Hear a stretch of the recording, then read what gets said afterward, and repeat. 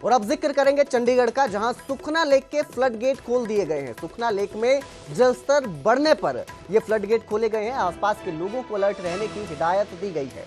दरअसल कल देर रात चंडीगढ़ में भारी बारिश हुई, जिसके बाद जलस्तर बढ़ गया। सुखना लेक के फ्लड गेट से घग्गर नदी का जलस्तर भी बढ़ा है। घग्गर का जलस्तर 70,000 क्यूसेक के पार पहुंच चुका है। भारी बारिश और सुखना के गेट खुलने से यह जलस्तर बढ़ा है। घग्गर से सटे इलाकों के लिए भी अलर्ट जारी किया गया है। तो कल देर शाम चंडीगढ़ में भारी बारिश के बाद जैसे ही जलस्तर बढ़ा, सुखना लेक के जो फ्लड गेट है वो भी खोल दिए गए हैं, जिससे जलस्तर जो है अब घग्गर नदी का भी बढ़ता दिखाई दिया है और 70,000 क्यूसेक के पार पहुंच चुका है।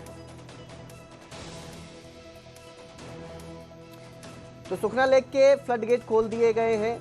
बारिश के बाद जलस्तर बढ़ गया, जिसके बाद ये फ्लड गेट खोले गए हैं। अब ये जो पानी है ये घग्गर नदी में जाके मिल रहा है, जिसकी वजह से घग्गर नदी का जलस्तर भी 70,000 क्यूसेक पार कर चुका है, जिसकी वजह से घग्गर नदी के आसपास बसे इलाकों में बाढ़ का खतरा मंडराने लगा है। लोगों में डर का माहौल देखने को मिल रहा है, क्योंकि अगर बाढ़ की स्थिति बनती है, लोगों के घरों में यह पानी घुसेगा, जिससे काफी नुकसान देखने को मिल सकता है। 70,000 क्यूसेक पानी पार हो चुका है और अगर ये पानी और बढ़ता है तो ये इलाकों में घुसना शुरू हो जाएगा, जिससे स्थिति और बिगड़ सकती है और बाढ़ के हालात बन सकते हैं। तो घग्गर नदी का जलस्तर बढ़ चुका है। सुखना के जो फ्लड गेट हैं वो खोले गए हैं। जलस्तर बढ़ने के बाद जो है ये फ्लड गेट खोले गए हैं। हालांकि प्रशासन ने आसपास के लोगों को अलर्ट रहने की हिदायत दी है।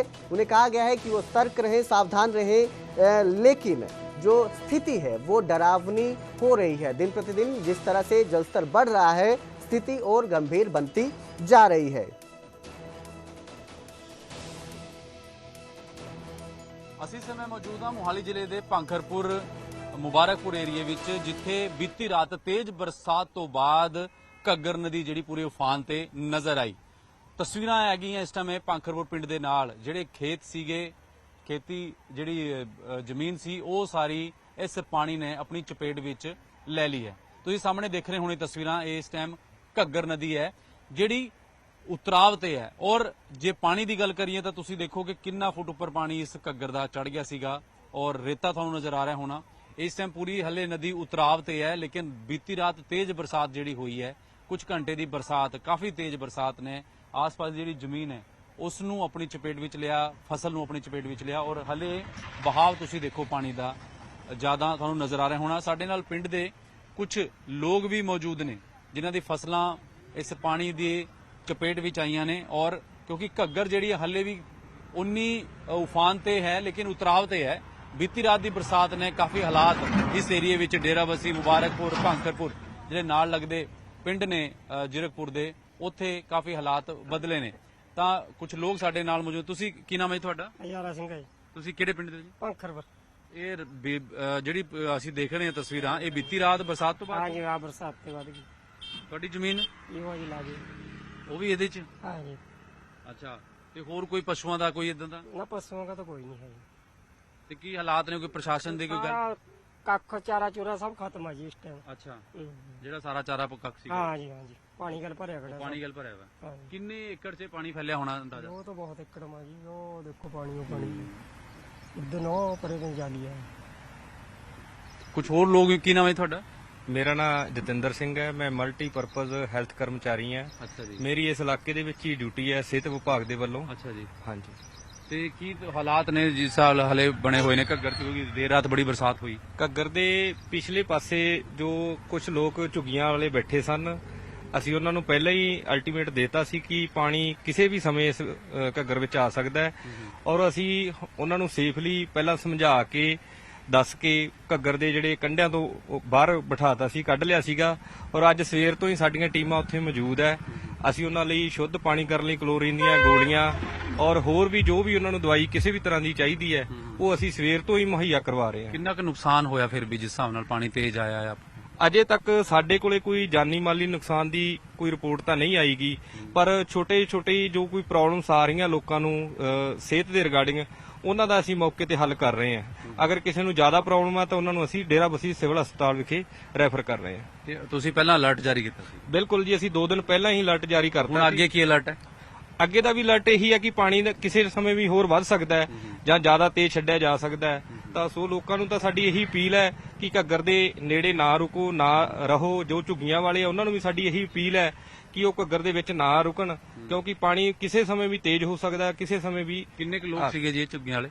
ਝੁੱਗੀਆਂ ਤਕਰੀਬਨ ਉੱਥੇ ਹੈਗੀਆਂ ਜੀ, 100 ਦੇ ਕਰੀਬ ਝੁੱਗੀ ਹੈਗੀ ਹੈ। ਸਾਰੇ ਕਰ ਲਏ ਜੀ? ਹਾਂਜੀ, ਸਾਰਿਆਂ ਨੂੰ ਰੈਸਕਿਊ ਕਰਕੇ ਅਸੀਂ ਜਿਹੜਾ ਘੱਗਰ ਤੋਂ ਬਾਹਰ ਕੱਢ ਲਿਆ ਔਰ ਉਹਨਾਂ ਨੂੰ ਦਵਾਈਆਂ ਵਗੈਰਾ ਮੁਹੱਈਆ ਕਰਵਾਤੀਆਂ। ਉਹਨਾਂ ਦੇ ਰਹਿਣ ਲਈ ਵੀ ਅਸੀਂ ਉਹਨਾਂ ਨੂੰ ਕਿਹਾ ਵੀ ਸੇਫ ਜਗ੍ਹਾ ਤੇ ਅਸੀਂ ਤੁਹਾਨੂੰ ਪਹੁੰਚਾਉਣ ਦੀ ਕੋਸ਼ਿਸ਼ ਕਰ ਰਹੇ ਹਾਂ ਜੀ। ਤਾਂ ਫਿਲਹਾਲ ਇਹ ਸਥਿਤੀ ਹੈ ਕਿਉਂਕਿ ਪ੍ਰਸ਼ਾਸਨ ਵੀ ਆਪਣੇ ਵੱਲੋਂ ਕੰਮ ਕਰ ਰਿਹਾ, ਲੇਕਿਨ ਜਿਹੜਾ ਬਹਾਵ ਹੈ ਪਾਣੀ ਦਾ, ਕਿਉਂਕਿ ਘੱਗਰ ਦੇ ਜਿਹੜੇ ਗੇਟ ਨੇ, ਫਲੱਡ ਜਿਹੜਾ ਗੇਟ ਕਹਿੰਦੇ ਨੇ, ਜਾਂ ਸੁਖਨਾ ਦੇ ਜਦੋਂ ਗੇਟ ਖੋਲੇ ਜਾਂਦੇ ਨੇ, ਜਿੱਦਾਂ ਹੋਰ ਵੀ ਇਹ ਪਾਣੀ ਦਾ ਬਹਾਵ ਕਿਉਂਕਿ ਇਸ ਟਾਈਮ ਉਤਰਾਈ ਤੇ ਹੈ, ਲੇਕਿਨ ਫਿਰ ਵੀ ਤੁਸੀਂ ਦੇਖੋ ਕਿ ਕਿੰਨਾ ਜ਼ਿਆਦਾ ਪਾਣੀ ਇਸ ਟਾਈਮ, ਜੇ ਆਪਾਂ ਦੂਰ ਦੂਰ ਤੱਕ ਨਜ਼ਰ ਦੜਾਈਏ, ਜੇ ਜ਼ੂਮ ਕਰਕੇ ਵੀ ਦੇਖੀਏ ਵਿਜ਼ੂਅਲ, ਤਾਂ ਤਸਵੀਰਾਂ ਤੁਸੀਂ ਦੇਖੋ, ਸਿੱਧਾ ਸਾਹਮਣੇ ਤੁਹਾਨੂੰ ਰੇਲਵੇ ਪੁਲ ਦਿਖੇਗਾ, ਜਿਹੜੀ ਰੇਲਵੇ ਪੁਲ ਹੈ ਜਾਂਦਾ ਹੈ, ਔਰ ਉਸ ਤੋਂ ਥੱਲੇ ਘੱਗਰ ਬਹਿ ਰਹੀ ਹੈ। ਔਰ ਇਹ ਬਹਾਵ ਜਿਹੜਾ ਆਸ-ਪਾਸ ਦੀ ਕਈ ਏਕੜ ਫਸਲਾਂ ਨੂੰ, ਕਾਫੀ ਏਕੜ ਫਸਲਾਂ ਨੂੰ ਇਹਦਾ ਪ੍ਰਭਾਵਿਤ ਕਰਦਾ ਹੋਇਆ ਨਜ਼ਰ ਆਇਆ।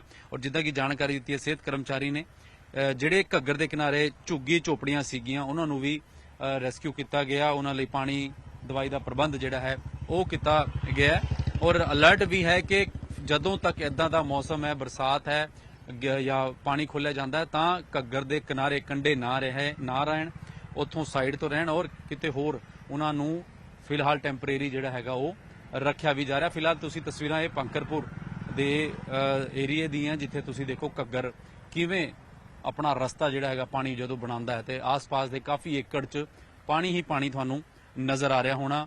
ਔਰ ਲਗਾਤਾਰ ਚੇਤਾਵਨੀ ਵੀ, ਅਲਰਟ ਵੀ ਹੈ ਕਿ ਆਪਣੇ ਜਾਨ ਮਾਲ ਦੀ ਸੁਰੱਖਿਆ ਆਪ ਵੀ ਕਰਨੀ ਹੈ। ਔਰ ਜਿੱਥੇ ਤੱਕ ਪ੍ਰਸ਼ਾਸਨ ਦੀ ਗੱਲ ਹੈ, ਕਿਉਂਕਿ ਕੁਦਰਤੀ ਆਪਦਾ ਹੈ ਤਾਂ ਇਹਦੇ ਵਿੱਚ ਸਾਰੇ ਪ੍ਰਭਾਵਿਤ ਵੀ ਹੋਣਗੇ ਜ਼ਾਹਿਰ ਤੌਰ ਤੇ, लेकिन जिन्ने हो सकता है सावधानी बरती जाए। वीडियो जर्नलिस्ट अजय दे नाल उमेश शर्मा, न्यूज़ 18। तो वहीं पंचकुला के मोरनी में बादल फटने की घटना सामने आई। पलासरा गांव में यह बादल फटा है। मोरनी के पलासरा गांव में बादल फटने से भारी तबाही देखने को मिली। अचानक तेज बारिश हुई, नालों में उफान आ गया, जिसकी वजह से सड़कें भी टूट गई हैं। इतना ही नहीं, गांव का संपर्क भी कई क्षेत्रों से कट चुका है। ग्रामीणों के मुताबिक ये घटना इतनी अचानक हुई कि उन्हें संभलने का मौका तक नहीं मिला। ग्रामीणों ने सरकार से तुरंत मुआवजा और स्थायी समाधान देने की मांग की है। तो ये मोरनी के गांव में, पलासरा गांव में बादल फटा है। बादल फटने के बाद अचानक तेजी से नाले में उफान के साथ मलबा और पानी आता है, जिसकी वजह से सड़कें टूट गई।